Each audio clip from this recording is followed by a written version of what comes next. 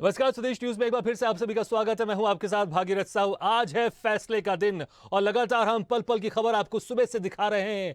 एक तरफ गुजरात में काउंटिंग जारी है, दूसरी तरफ हिमाचल प्रदेश में। गुजरात और हिमाचल प्रदेश में जारी है मतगणना। गुजरात में 155 सीटों पर बीजेपी अभी रुझानों में आ गए, तो कांग्रेस 17 पर, आप पार्टी 6 पर और अदर्स 4 पर। तो वहीं अगर हिमाचल प्रदेश की बात करें तो हिमाचल प्रदेश में कांटे की टक्कर चल रही है। सुबह से ही लगातार रुझानों में अभी कांटे की टक्कर चल रही है। बीजेपी 30 सीटों पर आगे है और कांग्रेस ने थोड़ी यहां पर बढ़त अभी बना ली है। कांग्रेस 35 सीटों पर आगे। आपका भी खाता नहीं खुला हिमाचल प्रदेश में और अदर्स 3 सीटों पर आगे है। तो यहां पर यह देखना होगा, क्योंकि सुबह से ही कभी बीजेपी आगे कभी कांग्रेस आगे, लेकिन अभी कांग्रेस यहां पर 35 सीटों पर आगे है। लेकिन गुजरात की बात करें तो गुजरात में यहां पर एक तरह से पिक्चर साफ दिखाई दे रही, क्योंकि 11:05 के आसपास हो गए हैं और बीजेपी 155 सीटों पर अभी रुझान में आगे है।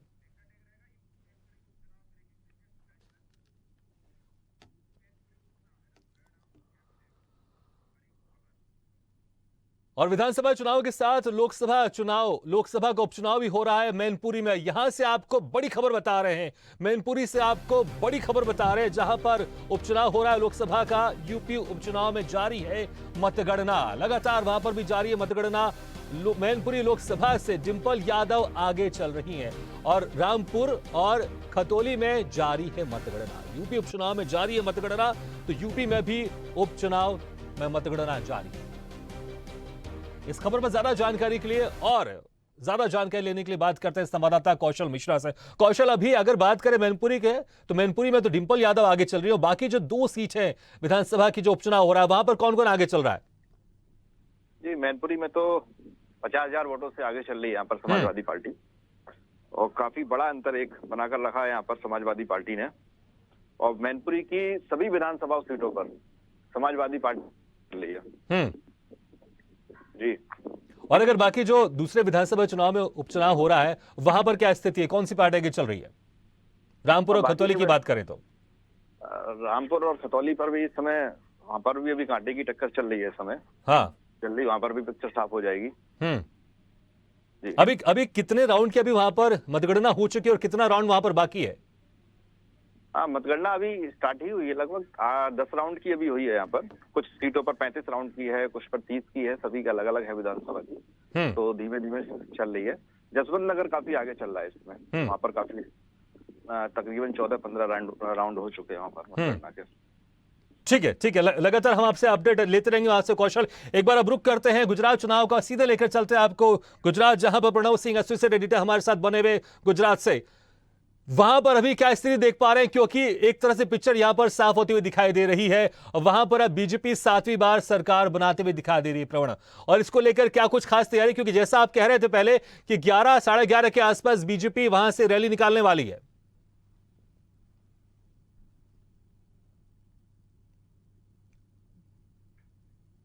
प्रणव, आपको हमारी आवाज सुनाई दे रही है?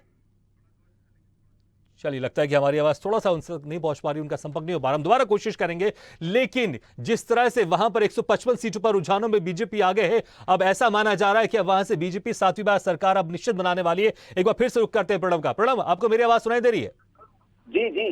कैसा माहौल देख पा रहे हैं? क्योंकि इसमें अब कोई शक नहीं है, बीजेपी के समर्थकों में, बीजेपी के नेताओं में खुशी का माहौल होगा।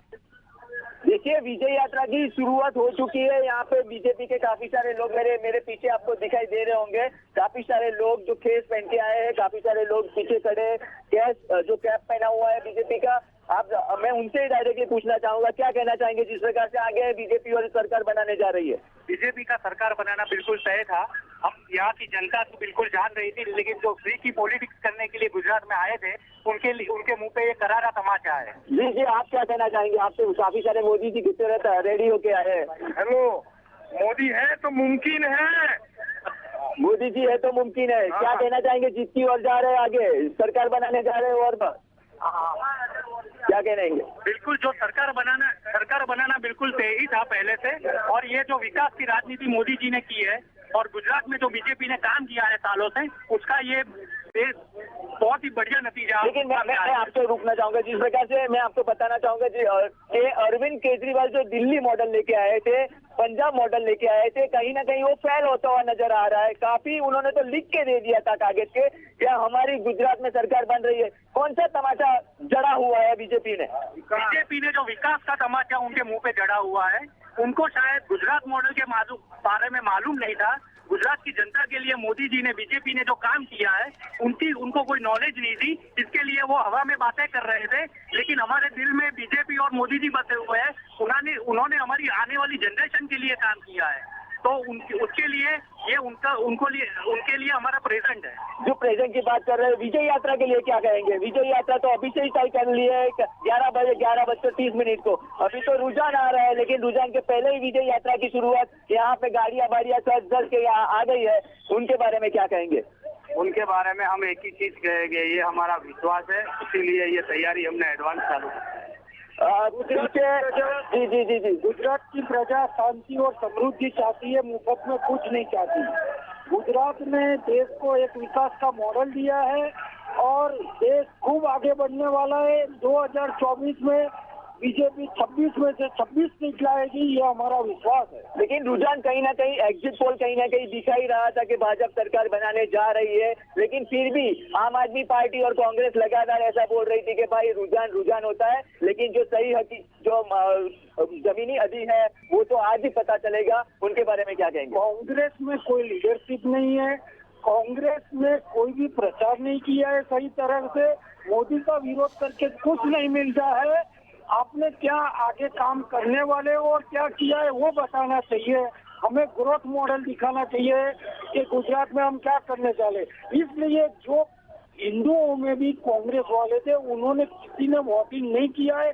100% जो वोट पड़े बीजेपी को पड़े। लेकिन जो बीजेपी को वोट पड़े हैं कहीं ना कहीं मोदी फैक्टर को पड़े, मोदी के चेहरे पे पड़े हैं। जो विधायक यहाँ पे जो खड़े हैं, जहाँ से चुनाव जो लड़ रहे हैं, लेकिन उनका चेहरा किसी को प्रजा को मालूम नहीं है, सिर्फ और सिर्फ मोदी जी का चेहरा मालूम है। तो उनके लिए क्या कहेंगे?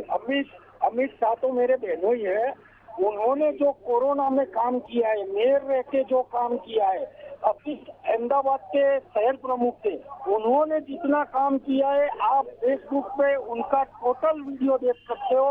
उसके जैसा निष्ठावान और कार्यशील लीडर मैंने देखा नहीं।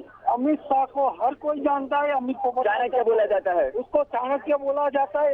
एक निष्ठावान मजदूर की तरह बीजेपी के लिए काम कर रहा है, प्रजा के लिए काम रहा है, और वो अभी 50,000 वोट से आगे है। जी। मैं और पूछना चाहूंगा, जिस प्रकार से मैं आपको बताना चाहूंगा, जिस प्रकार प्रधानमंत्री नरेंद्र मोदी रानी विद्यालय में, जो निशान विद्यालय में वोटिंग करने आए थे, लेकिन उन्होंने प्रजा को एक अच्छी चीज दिखाई कि भाई मैं भी लाइन में खड़ा रह के जा सकता हूँ, मैं फॉलो करूंगा प्रजा को।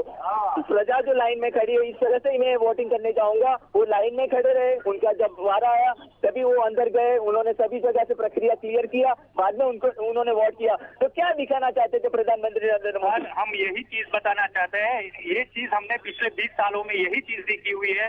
डिसिप्लिन देखा है, वो जो नीचे रह के जनता के बीच में रह के काम करते हैं, वो हमने देखा है। इसीलिए हम आज बीजेपी और मोदी जी को पसंद करते हैं। और बिल्कुल प्रणव, हम दोबारा आपके पास वापस लौटेंगे, क्योंकि यहाँ पर समर्थकों में जीत का जश्न है और लगातार जैसे आपने कहा वहां से रैली निकल गई है। दोबारा हम आपके पास वापस लौटेंगे। इस वक्त हमारे साथ चर्चा करने के लिए जो मेहमान हमारे साथ मौजूद है, मैं उनका तारुफ कराया। तो हमारे साथ मौजूद हैं बीजेपी प्रवक्ता गीधीर जी, कांग्रेस प्रवक्ता वैभव शुक्ला जी, आप प्रवक्ता रमाकांत पटेल जी और वरिष्ठ पत्रकार अवधेश भार्गव जी। आप सभी मेहमानों का बहुत बहुत स्वागत है हमारी इस खास चर्चा में। सबसे पहले गीधीर जी, बीजेपी गुजरात में तो जीत रही है, लेकिन अगर हिमाचल प्रदेश की बात करें, हिमाचल प्रदेश में यहां पर अभी आंकड़ा थोड़ा फासला बढ़ते जा रहा है। ऐसा लग रहा है कि वहां पर खतरे की घंटी है और वहां पर कांग्रेस अभी रुझानों में बहुमत ऑलरेडी पा चुकी है और वहां पर सरकार बनाते हुए दिखाई दे रही है कांग्रेस। क्या कहेंगे आप दोनों रुझानों पर? कांग्रेस ये आंकड़ा जो है कभी पार नहीं कर पाएगी। अभी ये सिर्फ रुझान है। अभी जो है पूरे निर्णय आने दीजिए। यहाँ पर भारतीय जनता पार्टी जो है बिल्कुल आपको सरकार बनाती दिखेगी। कांग्रेस जो है नेतृत्व के मामले में अगर बात की जाए तो वहाँ नेतृत्व की कमी है, वहाँ संगठन की कमी है, वहाँ एक्चुअली में अगर सही मायने में कहा जाए तो नेतृत्व है ही नहीं। उन्होंने विकास के बारे में ना कुछ कार्य किया है, ना ही उनकी कल्पना है। भारतीय जनता पार्टी ने आज जो कार्य किए वो आप कहीं किसी भी क्षेत्र में देख लें, चाहे आप रेल के क्षेत्र में देख लें, चाहे आप जीडीपी के क्षेत्र में देख लें, चाहे आप रोजगार के क्षेत्र में देख लें, चाहे आप सड़कों के क्षेत्र में देख लें, हर क्षेत्र में भारतीय जनता पार्टी ने कार्य किया है। किसानों के क्षेत्र में देख लें, आप चाहे वो हवाई यात्राओं के क्षेत्र में देख लें, तो हर जगह भारतीय जनता पार्टी ने कार्य किया है। और नहीं, लेकिन गिद्धिर जी जिस तरह से गुजरात में दिखाई दे रहा है, एक तरफा वहां पर बीजेपी की सरकार बनती हुई दिखाई दे रही है, लेकिन अभी भी तकरीबन 11:15 के आसपास हो गया है। लेकिन अभी यहां पर जो अगर शुरुआती दौर में बात करें, वहां पर कांटे की टक्कर चल रही थी, कभी बीजेपी आगे कभी कांग्रेस आगे, लेकिन अभी वहां पर अब पीछे हो रहे हैं अब आप 29 पर आ गए हैं, कांग्रेस 37 पर पहुंच गई है, तो आप पीछे की तरफ जा रहे हैं। अब यहां पर आप समय बढ़ते जा रहा है। देखिए, केवल ये रुझान है, अभी परिणाम आने बाकी हैं। दूसरी बात, वो छोटा स्टेट है, वहां पर जो है सीट्स कम है, इसलिए ऊपर नीचे की जो संख्या है आपको आसपास के दिख रही है, बट नेक टू नेक टक्कर चल रही है। मैं ये नहीं बोल रहा, बाकी जनता का जो निर्णय होगा आपको शाम को दिखेगा कि भारतीय जनता पार्टी जो है पूर्ण बहुमत से जो है सरकार बनाती है, आपको दिखेगी। मैं आपको जनता के बीच में स्वस्थ करता हूँ। ठीक है वैभव जी, क्या आप आश्वस्त हैं, क्योंकि गिद्धिर जी तो आश्वस्त हैं कि हिमाचल प्रदेश में बीजेपी की सरकार बनने वाली, क्या आप आश्वस्त हैं कि हिमाचल प्रदेश में कांग्रेस सरकार बना रही है? लेकिन गुजरात में क्या हो रहा है? गुजरात में मजा नहीं है कांग्रेस के लिए। देखिए, ऐसा है कि हिमाचल प्रदेश के अंदर तो कांग्रेस की सरकार बनेगी बनेगी, शाम तक सब कुछ क्लियर हो जाएगा। अभी धीर जी कह रहे थे कि ये रुझान है, मुझे पूरा विश्वास है कि शाम तक रुझान जो है वो आंकड़ों में तब्दील हो जाएंगे और आंकड़े ऐसे होंगे कि 40 to 45 सीट कांग्रेस की हिमाचल प्रदेश में आराम से आएंगी और शाम तक हम सरकार वहां पे बनाएंगे।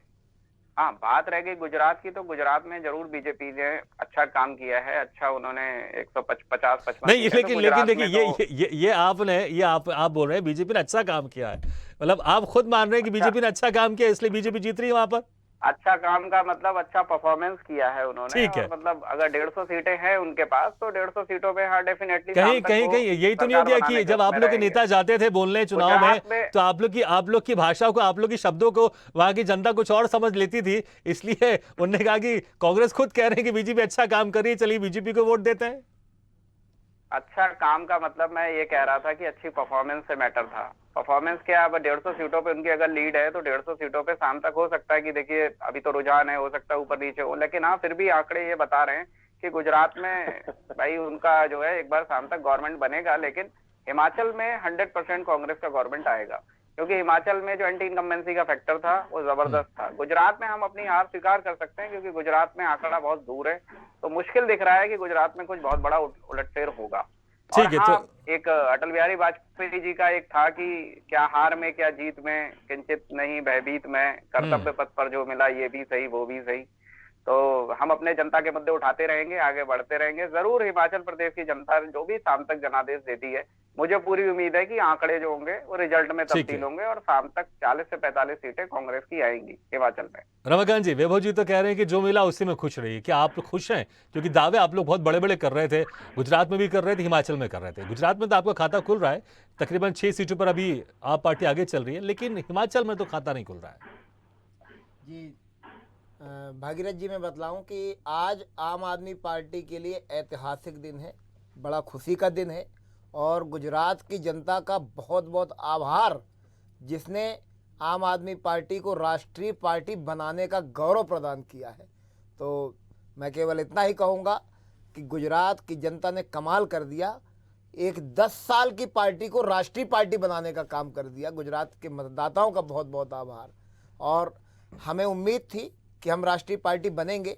ठीक है, चुनाव में होते हैं दावे, वो आगे और भी लड़ाई है, लड़ी जाएगी, लेकिन गुजरात की जनता का बहुत बहुत आभार जिसने 10 साल की पार्टी को आम आदमी। रमाकांत पटेल जी, हाँ जी, आप पार्टी गुजरात में राष्ट्रीय पार्टी बनने के लिए लड़ रही थी या फिर जीतने के लिए लड़ रही थी? क्योंकि दावे तो बड़े बड़े किए जा रहे थे ना, और आप कह रहे हैं कि हम राष्ट्रीय पार्टी बन गए इसलिए हम संतुष्ट हैं, इसलिए हम खुश हैं, लेकिन जीतने के लिए लड़ रहे थे आप लोग। बिल्कुल ठीक कह रहे हैं आप, लेकिन हम जीतने के लिए लड़ रहे थे। आप देखिए कि मात्र 10 साल की पार्टी, हम यहाँ आए थे जीतने के लिए, नहीं जीत पाए। ठीक है, चुनाव में परिणाम आया जो हमको स्वीकार है।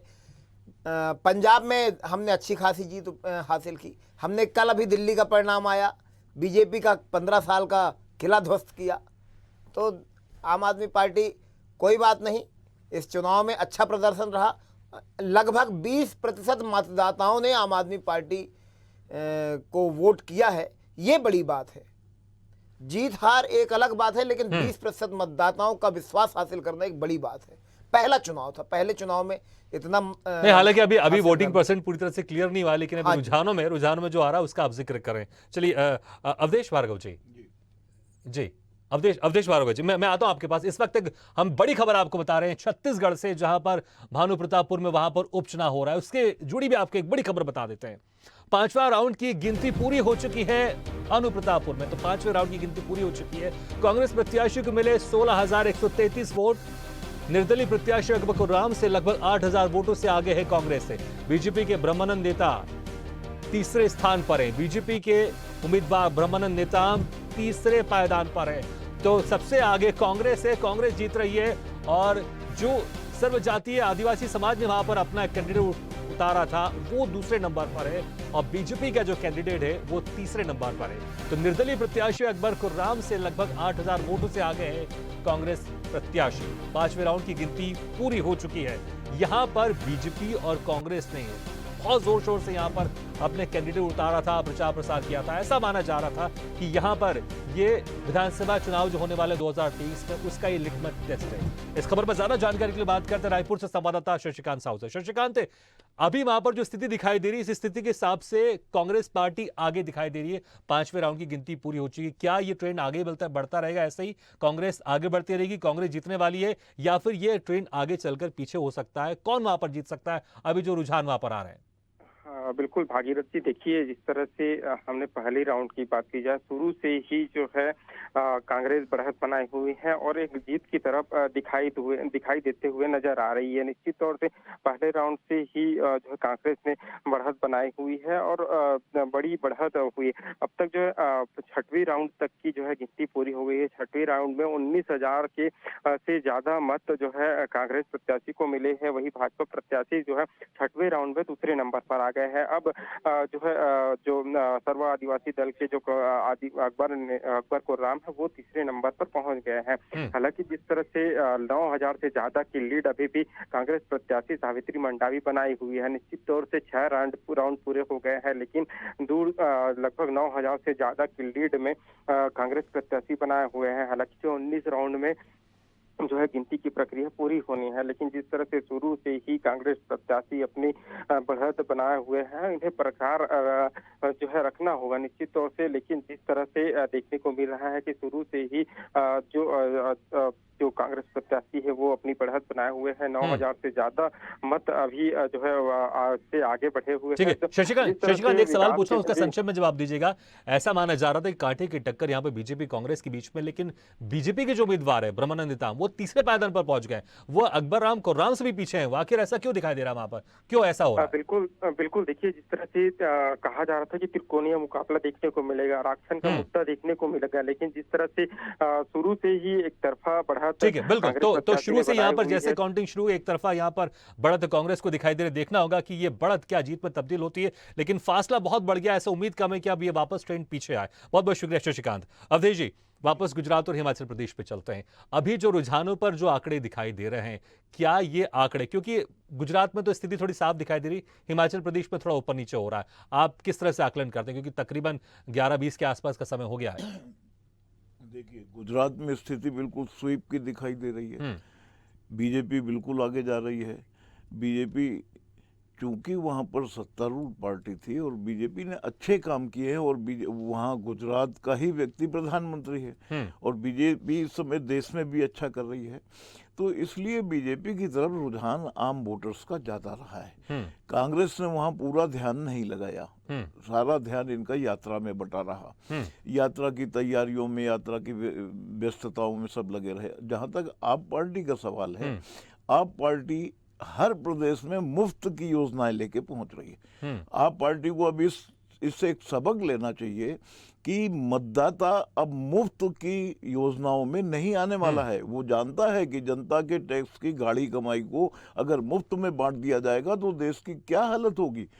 एक प्रदेश की बात तो हो सकती है, पंजाब में इसलिए आप पार्टी को ज्यादा वोट मिले कि वहाँ कांग्रेस में ही अंतरकलह थी जो सत्तारूढ़ थी। बीजेपी वहाँ अकाली दल से अलग हो गई थी, तो इसलिए इनका वहाँ पर कोई ज़्यादा वर्चस्व नहीं बचा था। तो वहाँ मुफ्त की योजनाओं में, चूंकि पंजाब इस समय आप देख रहे हैं पूरा नशे की गिरफ्त में है, और मुफ्त की योजनाएं आप किसी को भी बताएंगे तो वो पहले मानता है। ठीक है, ठीक है अवधेश जी, इस चर्चा को हम कंटिन्यू करेंगे, लेकिन यहाँ छोटा सा ब्रेक लेते हैं। ब्रेक के बाद वापस लेट तो है और चर्चा को जारी रखते हैं।